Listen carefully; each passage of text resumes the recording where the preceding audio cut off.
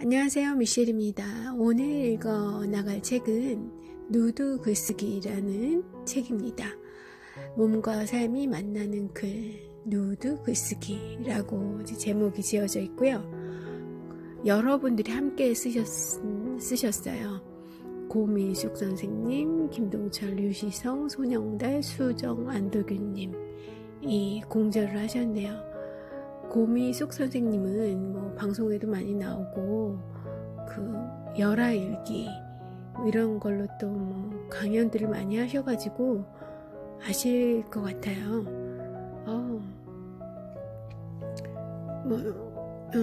그분이 쓰신 다른 책을 좀 이렇게 찾아보다가 우연히 또 이 글을 보고 소개 내용을 보니까 너무 마음에 들었어요. 그래서 한번 무슨 내용일까 빌려서 제대로 읽어봐야겠다는 생각이 들어서 도서관에서 빌려왔고요.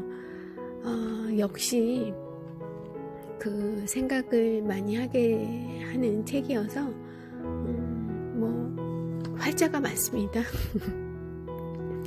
그리고 또 이 책에서 사주 명리학 이런 것들을 소개를 하고 있는데 그 부분은 저에게 좀 낯설고 관심이 가지 않아서 그런지 다 읽지는 못했어요. 그런데 제 1장인 고미숙 선생님이 쓰신 그 챕터는 다 읽었습니다. 그 내용이 멋있어요. 제가 장편으로 읽어드렸던 그 삶을 위한 철학 수업 그 부분과 조금 맥이 닿아 있기도 하고요. 또 찾아보니까 그 삶을 위한 철학 수업의 작가님인 이진경 작가님과 이 고미숙 선생님이 그 교차하는 인생의 지점이 있으시더라고요. 한 공간에서 이 글쓰기, 글 쓰는 생활을 같이 하신 것 같아요. 아예 거기에서 밥을 같이 해 먹으면서 아침, 점심, 저녁, 때로는 점심만 이렇게 같이 해서 드시면서 하루 종일 글을 쓰셨나 봐요. 그런 모임들이 아직도 있다고 합니다. 그 모임에서 같이 하신 시간도 있는 것 같고요. 이 책 고미숙 선생님이 쓰신 그 챕터의 제목은 글쓰기의 존재론, 운명의 지도 그리기라고 되어 있어요. 거기 시작 부분에 박노해 선생님의 시를 이렇게 일부씩 따와서 설명을 하시는데 시만 제가 읽어보겠습니다. 우리 모두는 자기 삶의 연구자가 되어야 한다네. 내가 나 자신을 연구하지 않으면 다른 자들이 나를 연구한다네. 시장의 전문가와 지식 장사꾼들이 나를 소비자로, 시청자로, 유권자로 내 꿈과 심리까지 연구해 써먹는다네. 우리 모두는 자기 삶의 연구자가 되어야 한다네. 내 모든 행위가 CCTV에 찍히고 전자결제와 통신 기록으로 체크되듯 내 가슴과 뇌에는 나를 연구하는 저들의 첨단 생체인식 센서가 박혀 있어 내가 삶에서 한눈 팔고 따라가는 순간 삶은 창백하게 빠져나가고 만다네. 우리 모두는 자기 삶의 최고 기술자가 되어야 한다네. 제가 부분으로 이 공유되어 있는 책에 인용되어 있는 부분을 읽은 것이라 박노해 선생님의 자기 삶의 연구자라는 시인데 이 책 전문은 아마도 아닌 것 같습니다. 한번 찾아봐도 좋을 것 같아요. 자, 우리가 우리 삶의 최고 기술자, 자기 몸의 연구자가 되어야 하기 위해서 어떻게 해야 하는지를 제 결론부터 말씀드리면 고미숙 선생님은 글쓰기를 통해서 그것이 가능하다라고 말씀을 하시고요. 제 생각은 그래요. 글이 좋은 사람은 글을 써도 되고 그림이 좋은 사람은 그림을 그려도 되고 음악이 좋은 사람은 음악을 그려도 되고 다만 무엇을 하던 정말 자신이 좋아하는 것을 할 것, 그리고 치열하게 자기에 대해서 사색을 하고 그 인간의 삶, 세상 이런 것들에 대한 자기만의 통찰을 하면서 매진하기만 한다면, 꾸준히 계속하기만 한다면 꼭 그 시기가 아니어도 될 것 같아요. 이건 제 생각이에요. 자, 일부 아주 재밌는 그런 내용들입니다. 읽어볼게요. 몸, 습관, 운명이라고 소 타이틀이 붙어 있습니다. 생각과 말과 행동, 이것이 몸에서 일어나는 대표적인 사건들이다. 물론 그 전에 보고 듣고 숨쉬고 먹고 하는 기초적 행위들이 존재하긴 한다. 그것들이 어우러져서 생각과 말, 행동이 구성되고 그것을 통해 타자들과 관계를 맺는다. 누군가와 사랑을 하고 가족이 되고 밥벌이를 하고 사회에 참여한다. 뭔가를 배우고 터득한다. 그리고 이 과정들은 기억의 창고에 차곡차곡 저장된다. 기억은 다시 행동을 낳고 행동은 또다시 그 창고를 견고하게 구축한다. 기억이란 원래의 사건을 재현하는 것이 아니라 그것을 특정한 프레임에 맞춰 재편집하는 행위를 일컫는다. 그러면 그 편집된 영상들이 다시 생각과 행동과 말을 규정한다.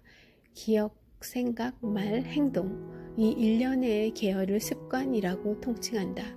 이미 익숙해져 자연스럽게 몸에 밴 리듬 혹은 관성이라는 뜻이다. 살다 보면 누구나 가끔씩은 나는 누구인가 라는 질문을 던지게 된다. 그 질문에 대한 가장 단순 명쾌한 답변은 이것이다. 습관이 곧 너다. 더 구체적으로 말해보자. 먼저 내가 먹는 음식이 바로 나다. 인스턴트 음식이 주식이라면 그 음식의 인드라망이 나의 삶을 규정한다. 사회적 활동이 회식과 노래방 활동으로 점철되어 있다면 그 기운들이 곧 나를 구성한다. 또 내가 하는 말이 곧 나다. 나는 어떤 종류의 말을 내뱉고 있는가? 하루 종일 누군가를 욕하고 있는가? 아니면 아무도 알아들을 수 없는 독백만 읊조리고 있는가? 그 말들이 자아내는 윤리와 의미의 그물망이 곧 나다. 마찬가지로 내가 하는 행동이 곧 나다. 쇼핑몰만 돌아다니나, 개인방에 죽치고 있는 나, 연애만 탐닉하는 나, 작은 일에도 화를 버럭 내는 나. 나와 나의 행동은 구별되지 않는다. 내가 어쩔 수 없어서 쇼핑을 하고 게임을 하고 화를 내는 게 아니다. 그 모든 행동과 사건들이 나의 진면목이다. 이 사건들의 총합이 운명이다. 혹은 팔자라고도 한다. 팔자든 운명이든 그것은 외부에서 오지 않는다. 그 어딘가에서 결정된 것도 아니다. 설령 신이나 초월자가 있다손 쳐도 사정은 다르지 않다. 초월적 존재들이 일방적으로 결정했건 아니면 나라는 개별 주체와 타협을 했건 그것은 오직 나의 몸을 통해서만 강림한다. 그리고 그것은 몸에 새겨진 습관을 통해서만 그 지고한 뜻을 드러낸다. 이것을 떠나 순수한 나, 본질적인 나 같은 건 없다. 설령 있다고 한들 그게 뭐 되수란 말인가. 지금 내 인생의 현장에 아무런 영향도 미칠 수 없는데. 사람들은 궁지에 몰리면 종종 이렇게 말한다. 원래 내 모습은 이렇지 않아. 알고 보면 나도 순수하다고. 내가 내 진짜 속내를 알아? 등등. 이런 언표에는 지금 여기에 현장에서 도주하려는 비겁함과 지금의 습관을 계속 고수하려는 집착이 맞물려 있다. 본래 그런 존재라면 지금 당장 right now 그런 존재로 살아가면 되지 않는가. 본래 그러하다면 지금 당장 그에 걸맞은 생각과 말과 행동을 연출하면 될 일이다. 그게 아니라면 그건 어쨌거나 지금의 너는 아닌 것이다. 여기서 다시 앞으로 좀 돌아가서 박노해 시인의 그 문구, 우리 모두는 자기 삶의 최고 기술자가 되어야 한다. 자기 몸의 연구자가 되어야 한다. 그러기 위해서는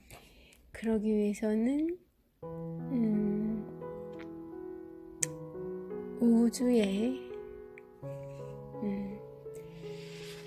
그런 이제 본인의 주체적인 자아를 가지고 우주의 활발한 순환에 동참하려면 구체적으로 차이를 만들어내는 행을 닦아야 한다. 그것의 평생의 공부이자 명을 운전하는 길이다.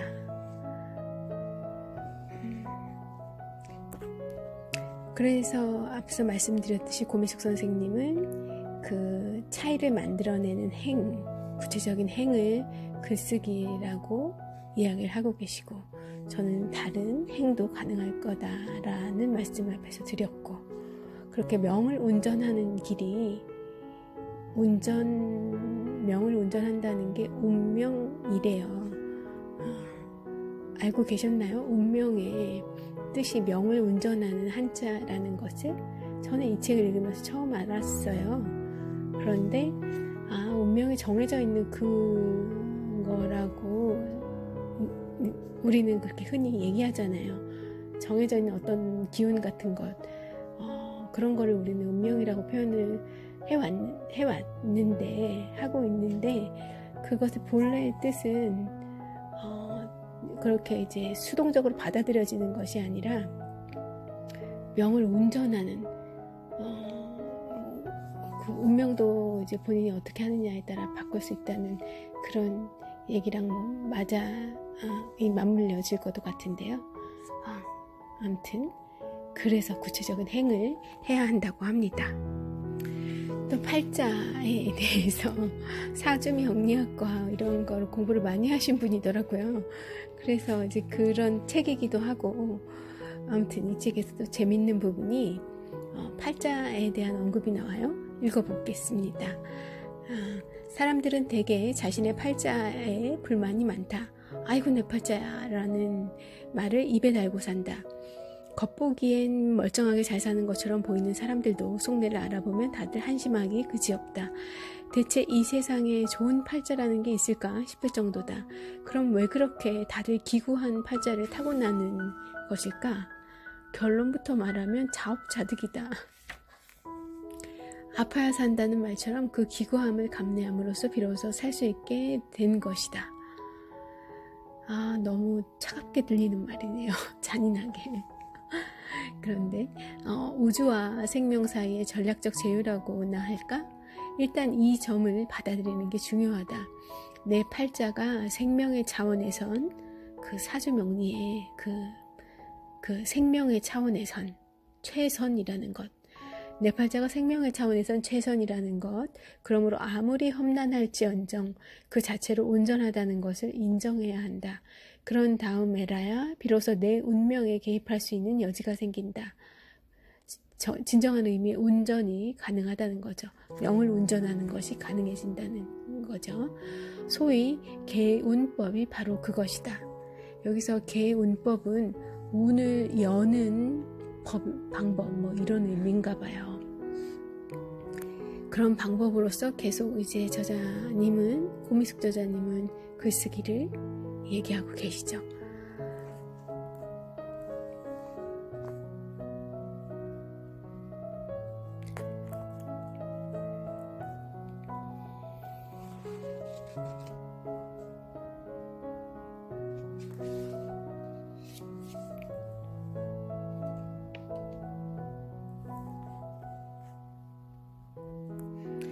용신이건 글쓰기건 그걸 하다 보면 팔자가 어그러진 원천이 탐진치에 있음을 자각하게 된다.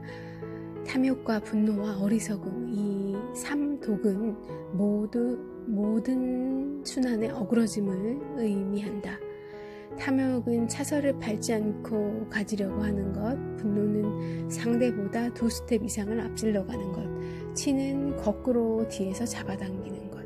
이 중에서 가장 무서운 건 치다. 치는 잘 드러나지도 않고 책임을 회피할 여지가 많다.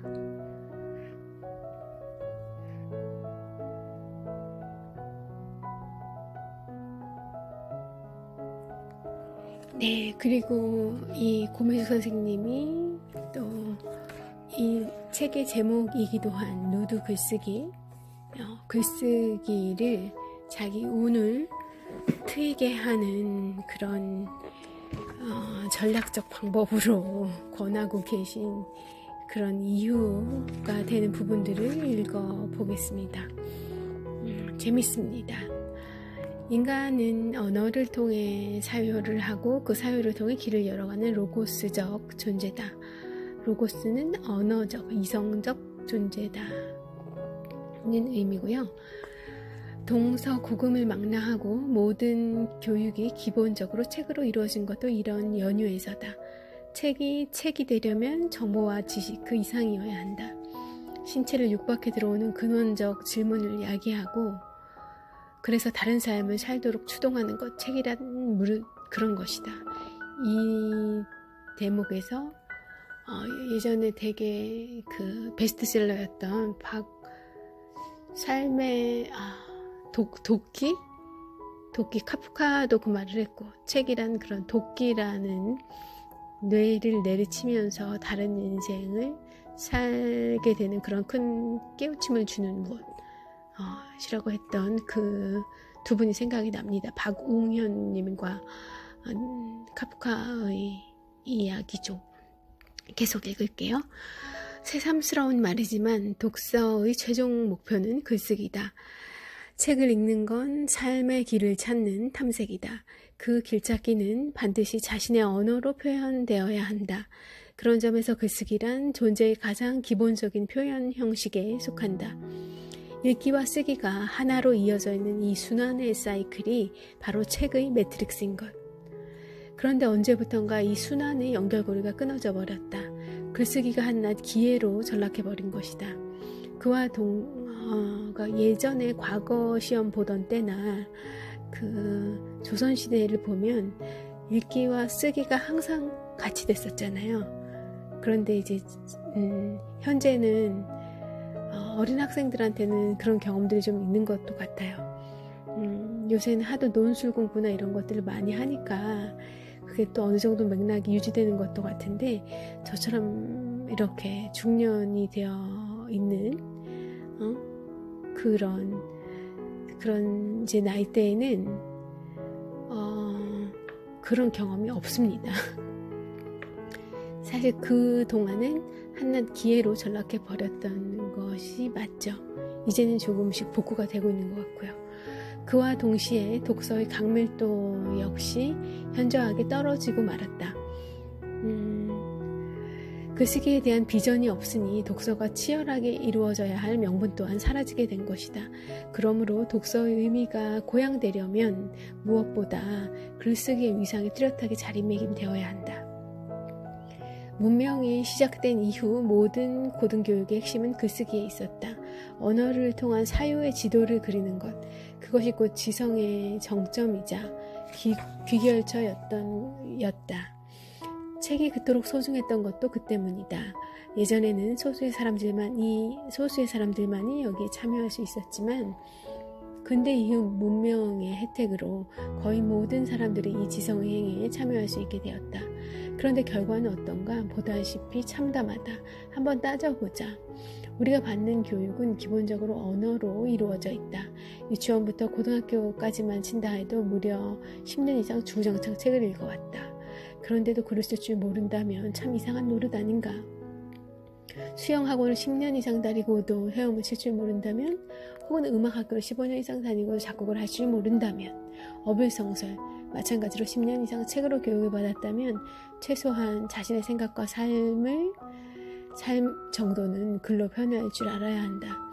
그런데 어찌된 영문인지 우리 시대는 대학생 아니 대학원생들조차 글쓰기엔 젬병이다. 글쓰기를 못하는 지성인이라니 이건 실로 형용모순이다. 여기서 좀 억울한 면도 있을 것 같아요. 이제 업이 달라서 기술을 공부한다거나 그런 대학원생들이 기술을 문서는 잘 쓰겠죠. 그런데 이제 그런 걸 의미 아니라 자기 삶에 대해서 성찰하는 것들, 그런 거를 의미하시는 것 같아요. 그거를 써내려고 하면 자기를 잘 알고 그래야 하니까, 자기 삶의 방향을 또 잘 알고 이래야 하는 건데, 너무 배울 게 많다 보니, 너무 해야 할 게 많다 보니 그런 철학을 할, 본인과 대화를 할 그런 공부에 집중할 만한 환경이 되지 않았죠. 그랬던 것 같습니다. 너무 배울 게 많다 보니 그런 거였던 것 같고요. 그런 환경에서 본인의 삶을 찾아가는 노력은 과거보다 더 어려울 수 있죠. 그만큼 이 자본주의 사회가 되면서 자기를 잃어버리기에는 너무나 좋은 시대예요. 세상이에요. 그럼에도 불구하고 자기를 찾아내야 하는, 자기로 돌아가야 하는, 어떻게 보면 좀 역행하는, 아니면 이런 소용돌이 속에서 잠깐 빠져나와서 그 소용돌이를 볼 수 있으려면 어렵죠. 허리케인 같은 거기 안을 뚫고 나와야 하는 건데, 굉장히 많은 아웃사이더 같은 노력 필요합니다. 그럼에도 불구하고 해야 한다는 얘긴 거죠. 왜 그렇게 되었을 때 굉장한 자유와 인생의 참 재미? 이런 거를 알 수 있다는 거죠. 진정한 나로 살아갈 수 있고, 어렵지만 가치 있는 일이라는 생각이 듭니다. 좀 마저 읽어보겠습니다. 우리 시대의 핵심 이슈인 소통 단절 역시 이와 무관하지 않다. 소통은 화해와 배려의 정신으로만 되는 것이 아니다. 그 이전에 자신의 뜻을 투명하게 전달할 수 있어야 한다. 뜻이 분명하지 않으면 왜곡에 왜곡이 더해져 대화를 하면 할수록 적대감만 쌓이게 된다. 그럼 이런 악순환에 빠지지 않으려면 어떻게 해야 될까? 글쓰기가 가장 좋은 방법이다. 어떤 유형이건 일단 한 편의 글을 완성하려면 단어 하나, 문장 하나를 명료하게 가다듬지 않으면 안 된다. 하여 그것은 자연스럽게 자신의 암과 생각을 정련하는 자기 성찰의 과정으로 이어진다. 창조력과 상상력이 발휘되는 지점도 바로 거기다. 물론 더 근원적인 의미도 있다. 이 부분이 멋있습니다. 책을 읽는 것이 기운을 발산시키는 것이라면 글쓰기는 기운을 수렴하는 과정이다. 저는 사실 반대라고 생각했는데 그게 아니었어요. 자연은 봄, 여름에 번성시키고 가을, 겨울에는 거두어들인다. 꽃과 잎을 피우고 그 다음엔 열매와 씨앗을 맺는 식으로 자연의 산물인 인간 역시 이 리듬을 타야 한다. 책을 읽는 것이 봄, 여름의 풍요로움이라면 글쓰기는 가을의 결실이다. 글쓰기를 통해 사유의 정밀함을 단련하고 그 정밀한 씨앗을 농축시키는 시간이 바로 겨울이다. 이 변화의 마디를 정교하게 거치다 보면 생명의 전기가 몸에 충실하게 쌓이게 된다. 그리고 외부와 소통하는 감흥력도 거기에서 발휘된다. 우후, 멋있지 않습니까?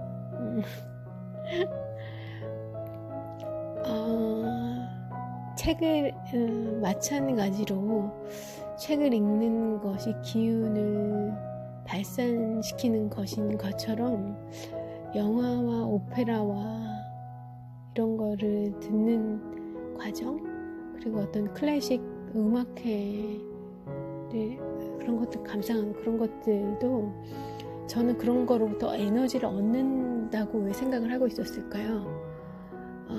물론 이렇게 치유가 되기도 하고 이렇게 격한 감정으로 클래식 음악 같은 경우는 이렇게 끌어올리고 와서 어떤 카타르시스를 느끼기도 하고 그렇게도 하지만 그런 것으로 인해서 그게 에너지를 발산시키는 과정이었구나.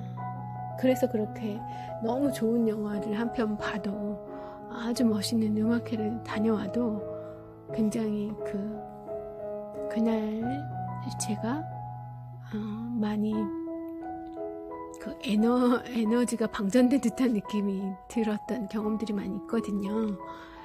그게 이런 이유에서였었구나, 그런 생각이 들어요. 글쓰기가 어떻게 보면은 글쓰기든 아니면 이제 반복적인 어떤 자기가 구체적인 어떤 것을 행하는 것, 음악이든 노래든 그걸 하는 것이 뭐 귀찮고 뭐 어려운 과정일 수 있지만, 어쨌든 그것이 오히려 뭔가 이 생산해내는 것, 그것이 기운을 수렴하는 거라는 것을 이 책을 통해서, 이 책에 고민숙 선생님이 쓴 이 챕터를 통해서 알게 되었습니다. 저한테는 굉장히 놀라운 사실이에요. 오늘 녹음이 길어져서 더 읽어드리고 싶은 부분이 조금 있긴 하지만 이 정도로 줄일까 합니다. 누드 글쓰기를 통해 그런 자기의 운을 바꾸는 그런 업을 시작해 보라는 이 고민숙 선생님의 그 말씀은 이유가 조금 더 있었어요. 여러 가지 행위들 중에서 그런 글쓰기를 통해서 자기의 그런 상처나 그런 업, 이런 것들을 깊이 있게 관찰하고, 본인을 관찰하고 그런 거를 써내려가는 과정을 통해서 자기 아픔을 흘려보낸다, 그런 이유가 있었는데요. 그 부분들은 제가 블로그에 좀 옮겨 놓겠습니다. 어떻게요? 타이핑해서요. 사진 찍어서 옮겨 놓겠습니다. 그리고 이 책 사주명리, 점, 나의 팔자, 운명, 이런 것들에 관심 있으신 분은 사서 빌려서 읽어보세요. 굉장히 친절하게 재미있게 설명이 잘 되어 있는 책 같습니다. 네, 오늘 녹음은 여기까지 하겠습니다. 감사합니다. 함께 해주셔서 감사하고요. 다음 음성 녹음도 기대해 주세요. 좋은 하루 되십시오. 고민숙 선생님의 누드 글쓰기 조금 부족한 부분이 있는 것 같아서 마저 읽으려고 해요. 저를 위해 읽는 것이고 또 여러분을 위해서 읽어드립니다. 연암 박지원이 말한 바, 대체 이 천지간에 흩어져 있는 것 가운데 책의 전기가 아닌 것이 없구나. 아울러 문체는 얼굴이다 라는 유명한 경구 또한 같은 맥락이다. 문체를 보면 그 사람의 개성과 특징을 한눈에 알아볼 수 있다는 뜻이다. 실제로 그렇다. 짧건 길건 모든 글에는 그 스니의 존재의 흔적과 리듬이 고스란히 담겨있다. 요컨대 글쓰기라는 것은 정보나 기능이 아니다. 특별한 수사학이나 문법적인 테크닉도 아니다. 요즘 유행하는 말로 하자면 미친 존재감을 표현하는 가장 보편적이고 매혹적인 형식이다. 나는 쓴다. 고로 존재한다. 이 누드 글쓰기에 대한 챕터로 넘어갑니다. 번뇌의 커밍아웃 누드 글쓰기 소설이라고 소제목이 되어 있습니다.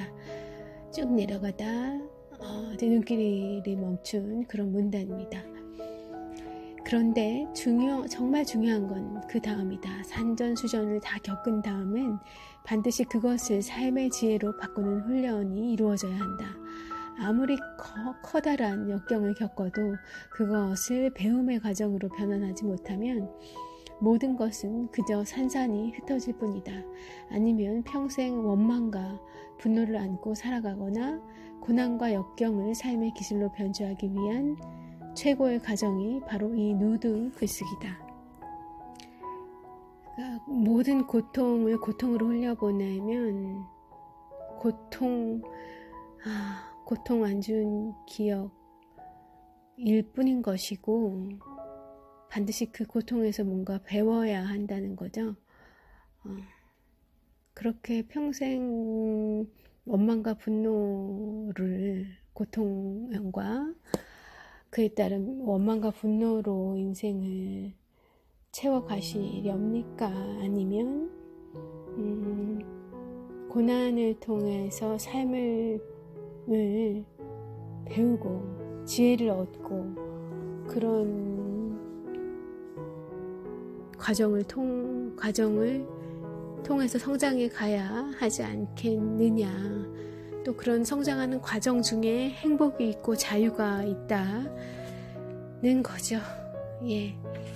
그를 위한 방법으로 이제 번뇌의 커밍아웃이라는 누드 글쓰기를 제안하고 계신데, 읽어봅니다. 상처와 기억은 세상 밖으로 보내야 한다. 그래야 그것들도 세상 속으로 흘러가서 바람이 되고 물이 된다. 미생물이 되고 참치가 되고 나무가 된다. 몸과 우주가 음양오행의 원리로 이루어진다면 내가 한 행위나 말 그리고 기억들도 다 그렇게 이루어져 있을 것이다. 참회도 후회도 상처도 다 마찬가지다. 그런데 근대적 자의식은 이것들을 다 꽁꽁 묶어두도록 만든다. 마치 개인의 고유한 내면이 따로 있는 것처럼 이야기한다. 그래서 평생을 짊어지고 가야 한다. 하여 시간이 지날수록 존재는 더더욱 무거워져 간다. 참을 수 없는 존재의 무거움. 밀란 쿤데라의 책 제목이죠. 참을 수 없는 존재의 무거움. 당연히 팔자가 바뀔래야 바뀔 도리가 없다. 불교에선 그것을 카르마라고 한다. 그것이 몸을 만들고 습관을 만들고 다시금 동일한 팔자를 반복하게 한다. 윤회가 있다면 아마도 이런 것일 터. 하여 팔자를 바꾸려면 무엇보다 나의 순환을 가로막고 있는 기억들을 꺼내놓아야 한다. 병이 들면 동네방네 알리라고 했다. 소문이 나야 낫는다고. 마찬가지다. 나를 가로막는 번뇌를 세상에 커밍아웃하라. 자기 몸의 연구자가 되는 첫걸음은 여기에서 시작된다. 그러니 보라, 관찰하라, 그리고 쓰라. 결국 살아있는 모든 것은 생존과 번식이라는 두 가지 사명에 매진하려 한다. 기니충, 말라리아 원충, 콜레라 균이 그렇고 물론 우리 인간도 마찬가지다.